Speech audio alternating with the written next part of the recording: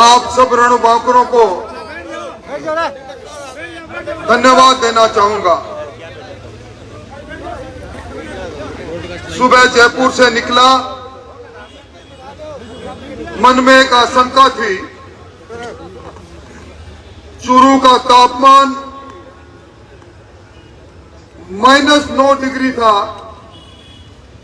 इस कंपकपाती ठंड में,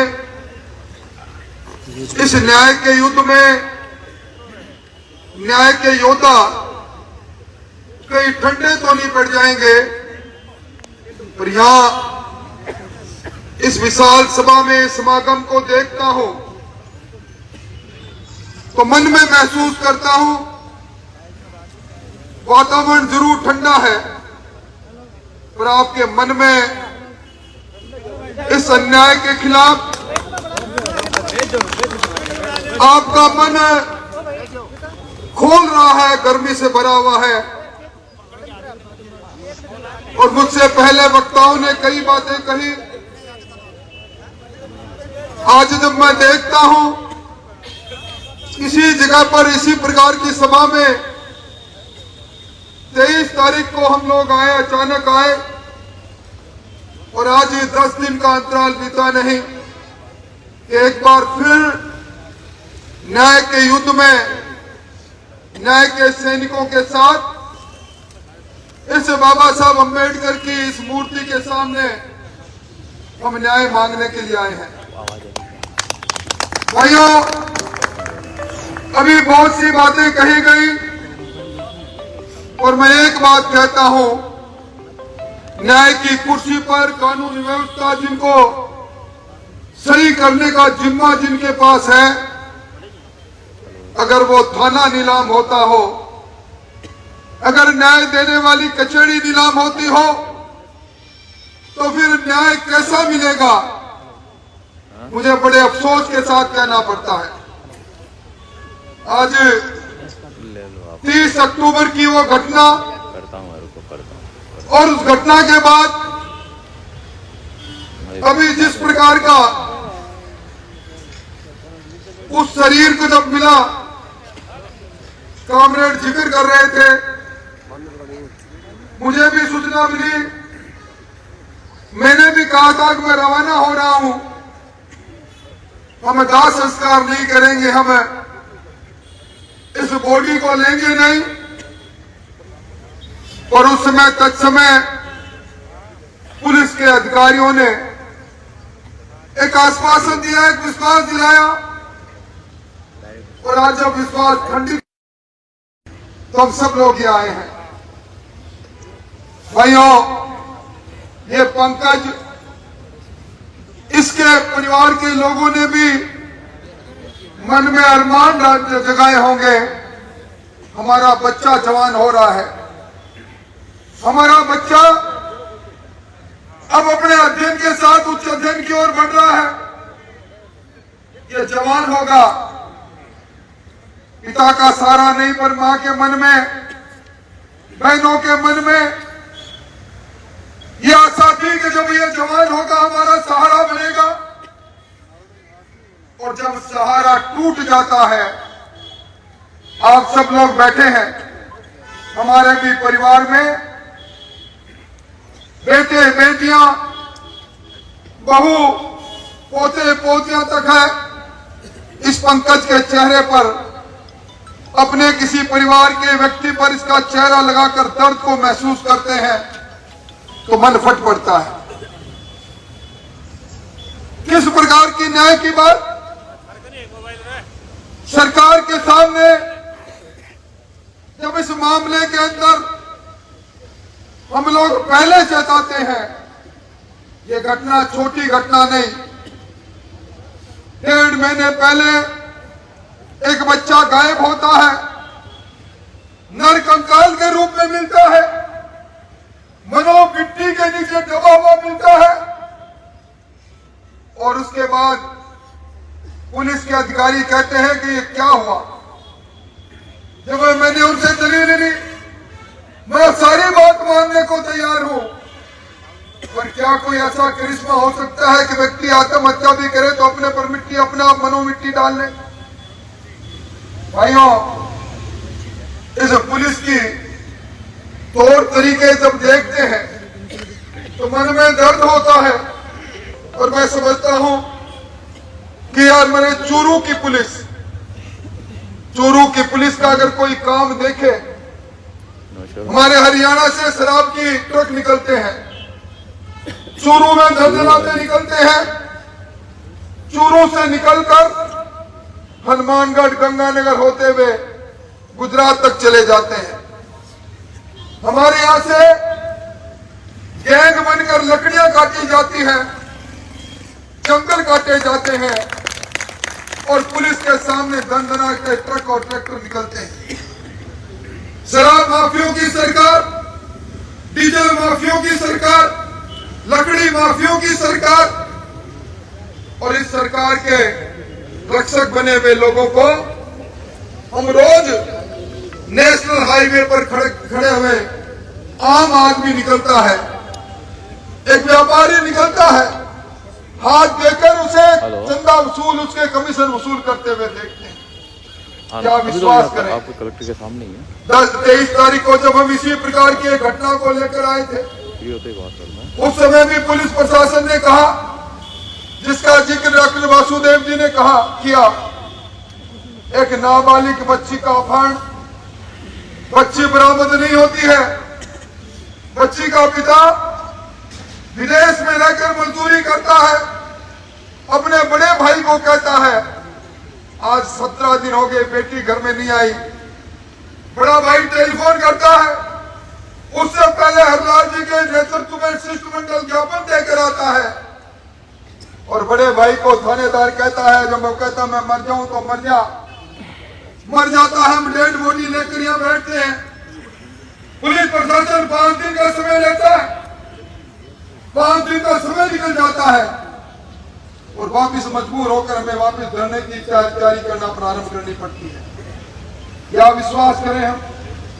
निश्चित तौर पर भी सही कामरेड ने कहा, संविधान में व्यवस्था है, कार्यपालिका में व्यवस्था है, अनुसंधान पुलिस करेगी, पुलिस से बात भी करेंगे और जो जिस पुलिस अधीक्षक का रिकॉर्ड ले रहा है, जब कभी धरना प्रदर्शन पर हम आए हमें आश्वासन दे दे और उसके बाद चोट वसूली में लग जाए, भ्रष्टाचार में लग जाए, भूल जाए आज किसी से छुपा हुआ है। यह राजपुरा तारानगर के लोग आए, मैं उनको उनके हौसलों के लिए धन्यवाद देना चाहूंगा। किससे छुपा हुआ है? तारानगर के एसएचओ साहब हर महीने कितनी बंदी कहां पहुंचाते हैं। यह न्याय का प्रकाश तो हमारे सामने है और मैं समझता हूं कि अब मैं कल ही की घटना बता रहा हूं। कल एक चूरू में एक नायक समाज पर कुछ सत्ता के संरक्षण में लोग हमला कर देते हैं।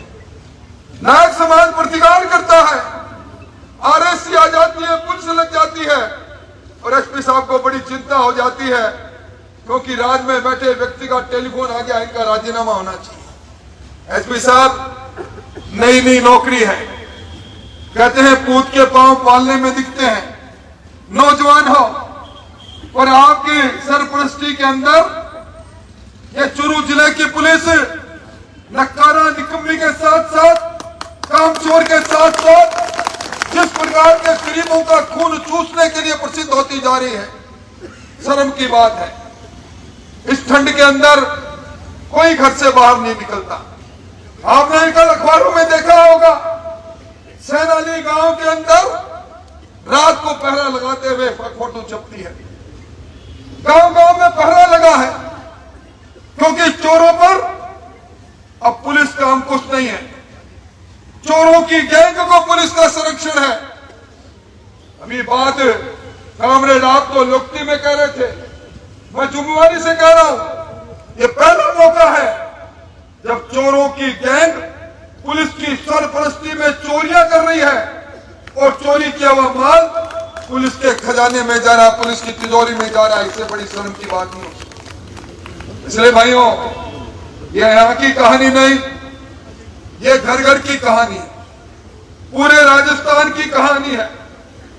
राजस्थान के अंदर अभी मैं एक कागज में पढ़ रहा था, इसी नवंबर तक 1743 हत्याएं हुई है, रोज की 7 हत्याएं, और इन हत्याओं में 622 मामलों में पता नहीं 400 कुछ मामलों में फार लगा दी। क्या करेंगे? कैसे पुलिस है पूरे राजस्थान के अंदर? जिस प्रकार की दहशतगर्दी का वातावरण बना हुआ है, पुलिस को पंकज के हत्यारों की चिंता नहीं, इस पुलिस को चिंता इस बात की है कि पुलिस की सरपरस्ती में जो जेल में बैठकर रंगदारी वसूल कर रहे हैं, जो पुलिस की जानकारी में है, पुलिस हिस्सा लेती है, वो रंगदारी कम नहीं पड़नी चाहिए।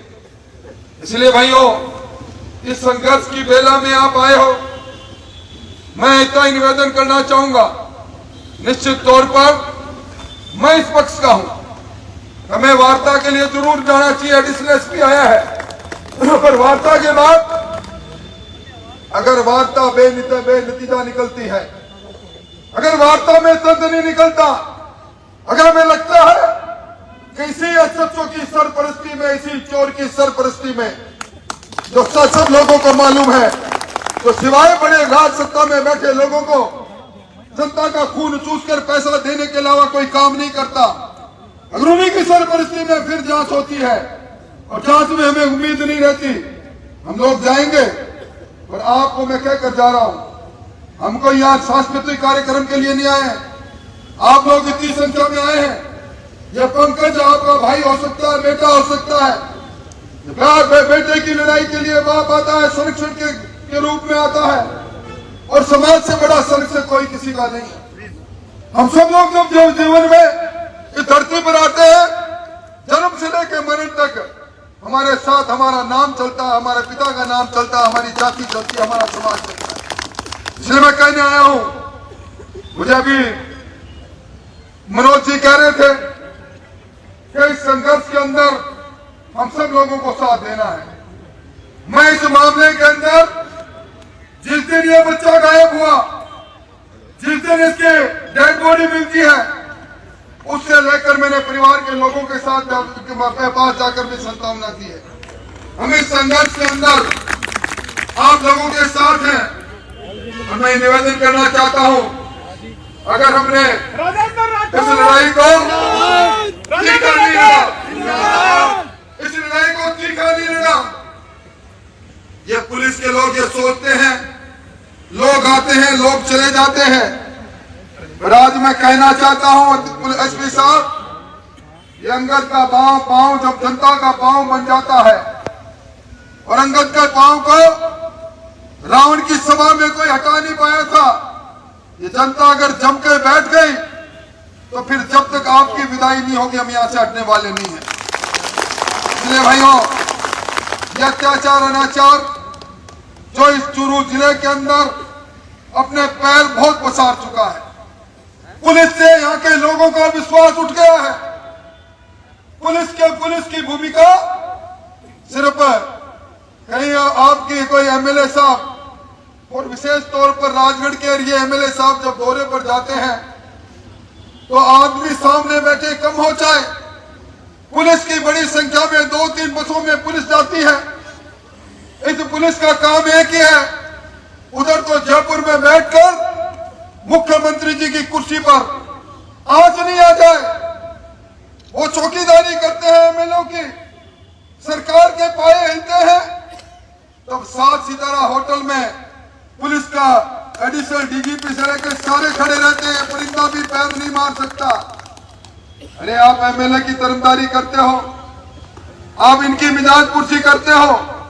आज इस जगह पर इस बाबा साहब अम्बेडकर की इस मूर्ति के सामने, जिसने संविधान बनाकर हमें अधिकार दिया, हम उस अधिकार के नाते पुलिस प्रशासन को चेताने आए हैं। अब याचना नहीं, अब रण होगा, जीवन जय या मरण होगा। इसके लिए अगर आप सब लोग तैयार हो तो निश्चित तौर पर फिर ये सोच के बैठना। आज आए हैं, अगर रात का अगर रजाई नहीं लाए, बिस्तर नहीं लाए, सामान नहीं लाए, मोबाइल चलता है, मोबाइल से टेलीफोन करके मंगवा लेंगे, पर अंगद के पांव की तरह अड़िग रहना पड़ेगा। हम लोग अभी वार्ता करने के लिए निश्चित तौर पर जाएंगे। वार्ता के अंदर जो बात होगी उस बात को आपके सामने रखेंगे, आपकी अनुमति होगी तो उसके बाद समय देना हो तो समय देंगे, वरना धरना लगातार जारी रहेगा। और इस धरने के साथ आपके हर कदम के साथ मैं तो इतनी बात कहकर अपनी बात को समाप्त करूंगा। यहाँ से वहां तक बैठे लोग मुझे दिखाई दे रहे हैं, आपके उठे हुए दो हाथ हैं और जिस दिन इन हाथों को कटने की बारी आएगी सबसे पहले हमारे हाथ कटेंगे, उसके बाद आपके हाथ कटेंगे। आपके साथ इस संघर्ष में रहेंगे और पंकज को न्याय मिले। और जिस प्रकार उस पंकज के शरीर की बरामदगी के अंदर जो विभत्स बात या सुनने को मेरी कांप उठती है आत्मा। अरे सोचो, कभी उस पंकज की जो हमारे परिवार के किसी बच्चे को इस प्रकार हम देखें हमारे सामने, कभी उसका आधा हाथ लेकर आए, कभी उसका सर लेकर आए, कभी नरमुंड लेकर आए, आत्मा सिर उठती है। ऐसे हत्यारों को फांसी देने के लिए क्या हम आगे नहीं लड़ सकते? आवाज दो, सब मिलकर लड़ेंगे। आवाज दो, आवाज दो, आवाज दो। तो मेरे भाषण के बाद उतना नहीं, फिर बात मैं मनोज, तू मुझे कह रहा था, तुम मेरे भाषण के बाद ही खड़े होने लगे।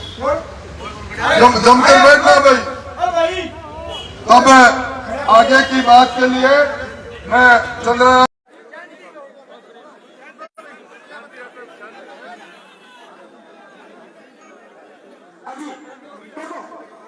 पुलिस प्रशासन पूछने के लिए आए हैं कि आपकी क्या मांग पूछने के लिए आए हैं।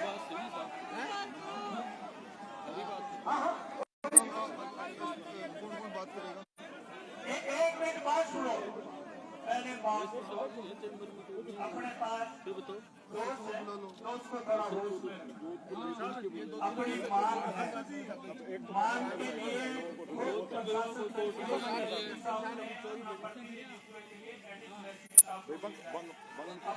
नेता राजेंद्र जी राठौड़ साहब से बात कर रहे हैं। अपने वहां वार्ता के लिए, पहले सुनोगे, वार्ता के लिए एसपी साहब बुला रहे। अगर अपनी मांगों पर बात जायज हो तो बात करने चाहिए, अगर जायज नहीं तो अपना बैठे हैं यहाँ पर, धरना प्रदर्शन अपना रहेगा। पहले देख के जाएंगे प्रशासन कर क्या रहा है, बात क्या चाहता है, तो कम से कम अपने प्रशासन रुका है, यहाँ आया है, अपने तो गए नहीं प्रशासन के पास, प्रशासन चल के आया है, एक एसपी साहब ने यहाँ भेजा है। अगर बात आपको अच्छी लगेगी, अगर अपने अनुकूल होगी तो अपने बात मानेंगे, नहीं मानेंगे तो अपने बैठे हैं, अपने घर नहीं जाएंगे। अपने पास रिजाई पड़ी है, राशन पड़ा है, बर्तन पड़े हैं और आप है, आपका सहयोग है, तो बात करते हैं एक बार।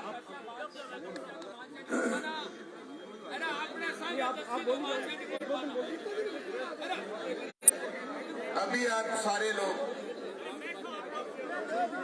एक बार सब लोग बैठ जाइए, शांति से बैठिए। मैं आप लोगों को सिर्फ बोलने के लिए नहीं, आपको आपकी शक्ति का एहसास कराने आया हूँ। आपकी शक्ति क्या है, ये प्रशासन आपके बीच में आया है।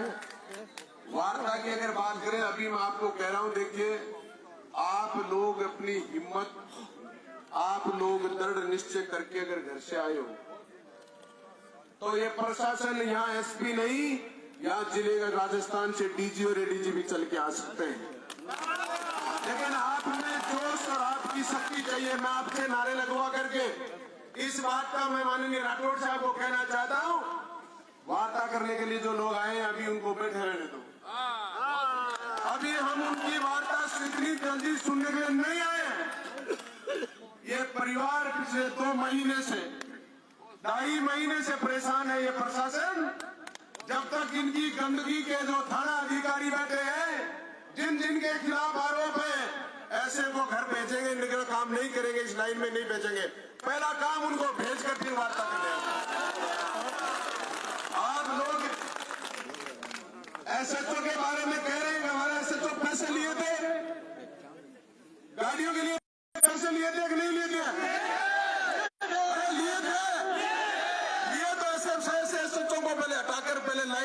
करके बताओ, उसके बाद वार्ता करने की कोई बात करेंगे। आप बैठिए, मैं आपसे नारे लगाऊंगा। अगर माँ की कसम लगा कि एक भी व्यक्ति अगर हाथ खड़ा करके नहीं बोला तो, और नहीं फिर यहाँ आने की जरूरत नहीं थी। इस लड़ाई को लड़ने आए तो आपकी हिम्मत और जोश भी होना चाहिए।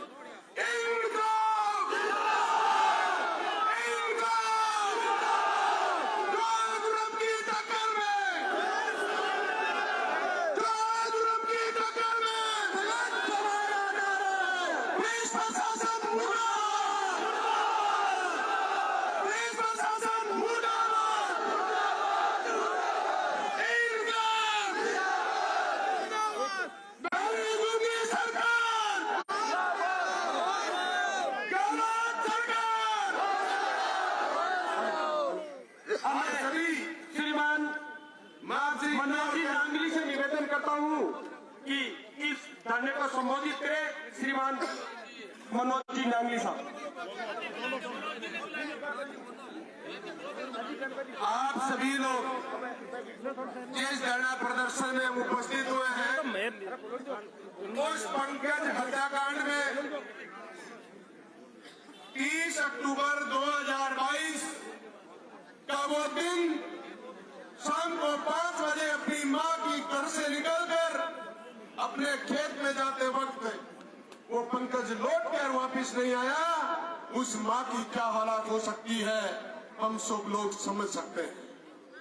30 अक्टूबर को लेकर आज हम इस 4 तारीख को 2023 में पंकज को न्याय दिलाने के लिए इकट्ठे हुए। इस दौरान मैं आपको बता दूं, ये पंकज हत्याकांड राजपुरा गांव का है। राजपुरा गांव मेरे विधानसभा क्षेत्र में नहीं है, ये तारानगर विधानसभा क्षेत्र में है। फिर भी इस परिवार की क्या पीड़ा हो सकती है, ये परिवार कितना दुखी और तकलीफ में हो सकता है। ये चलकर मेरे पास 3 बार बेचारे राजपुरा से मेरे पास गांव में गए थे। इस परिवार को हमने उसके लिए वहां के एसएचओ से, वहां के सीओ साहब से और यहाँ के हमारे एसपी साहब के लिए जो कह रहे थे, मैं तो कहना चाहता हूं मंच के माध्यम से, एसपी साहब हमारी बात को अच्छी तरीके से सुन रहे होंगे। एसपी साहब एसपी नहीं है, ये उन कांग्रेस के विधायकों के गुलाम है, गुलाम। और वो गुलामी के तहत इन अधिकारियों के सामने स्वयं एसएचओ बन के बैठे हैं, न कि एसपी बन के बैठे हैं। मैं उस घटना के दौरान लगातार इनसे संपर्क में रहा।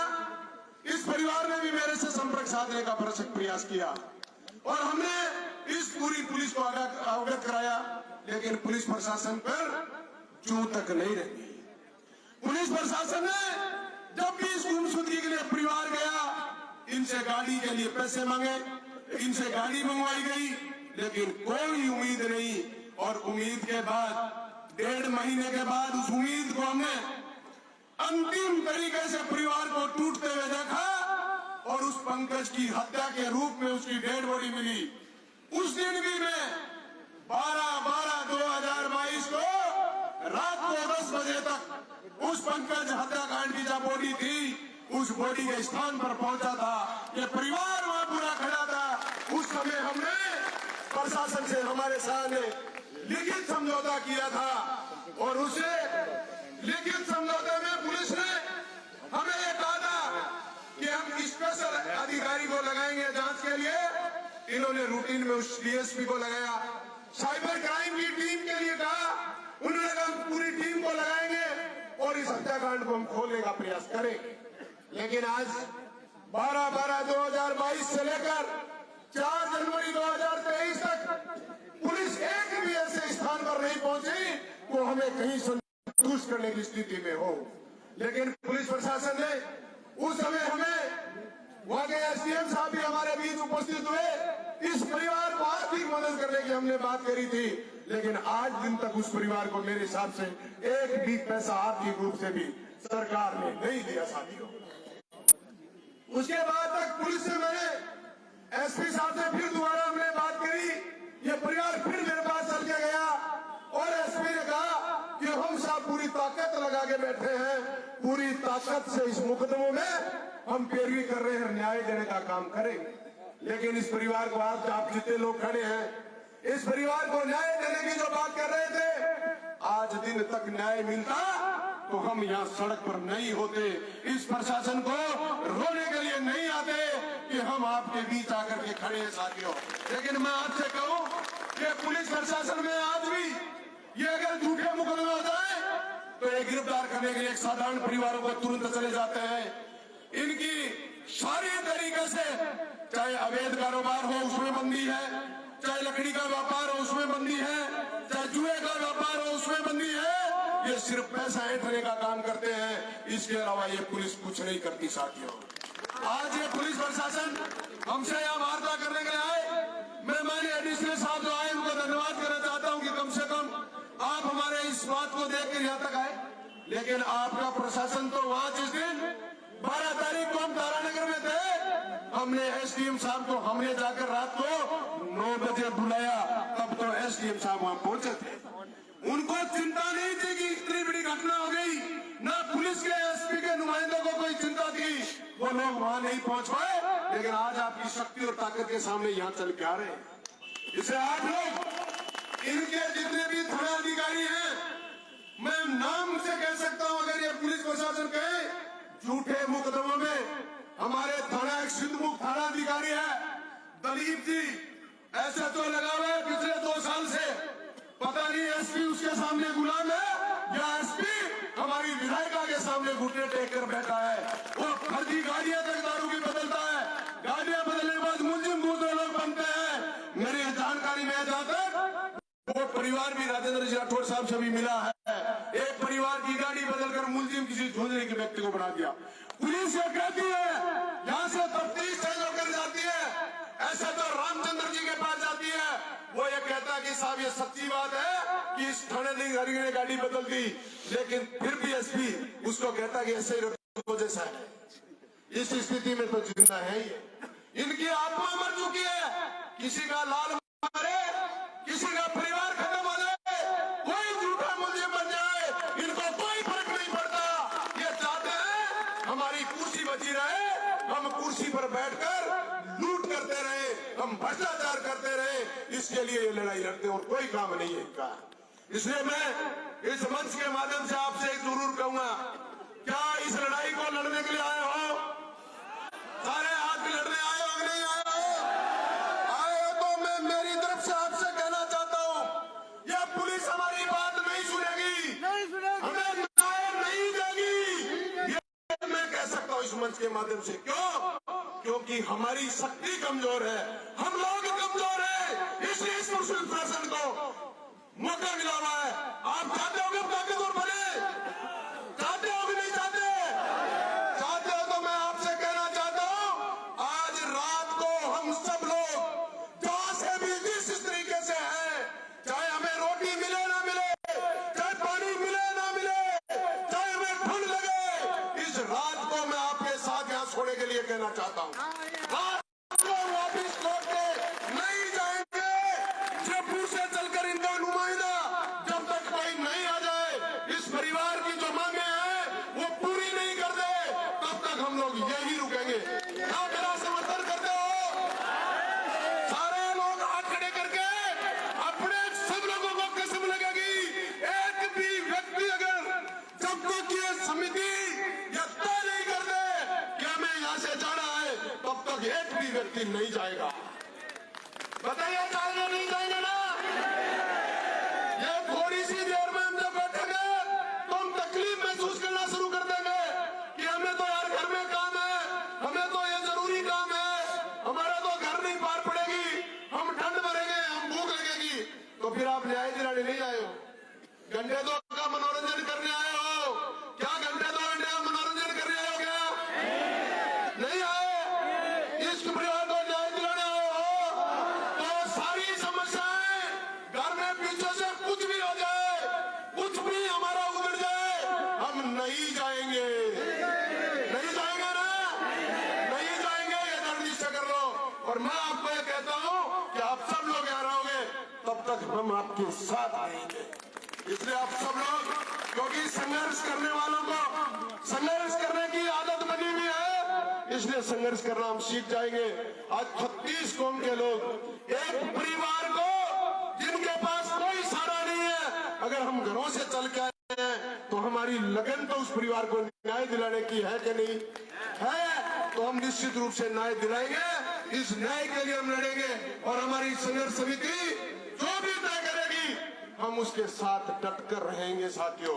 और मैं तो राठौड़ साहब से भी कहना चाहता हूं, राठौड़ साहब अगर यहाँ इस स्थान पर आए हो तो आज हम लौट के नहीं जाने देंगे, आपका कुर्ता पकड़ के हम यही बिठा के रखेंगे, नहीं जाने देंगे हम। अगर आप राजस्थान की विधानसभा में गूंजने की बात करते हैं तो 23 जनवरी को जाके गूंज लेना।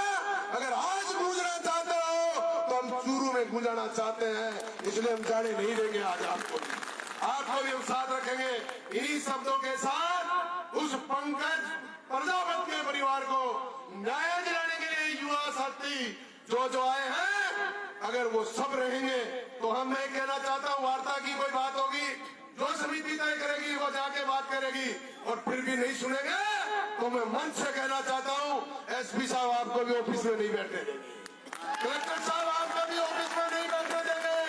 हम आपकी पूरी जोर बुलानी है तो बुला लीजिए, आपके दरवाजे तक हम जरूर पहुंच जाएंगे। इसलिए आप सब लोग डट कर इस लड़ाई को लड़े। आप सभी लोगों ने जाकर इस परिवार का मान सम्मान बढ़ाया, इस परिवार की ताकत बने, इसके लिए आपका धन्यवाद। जय हिंद, जय भारत, जय भीम, जय भारत।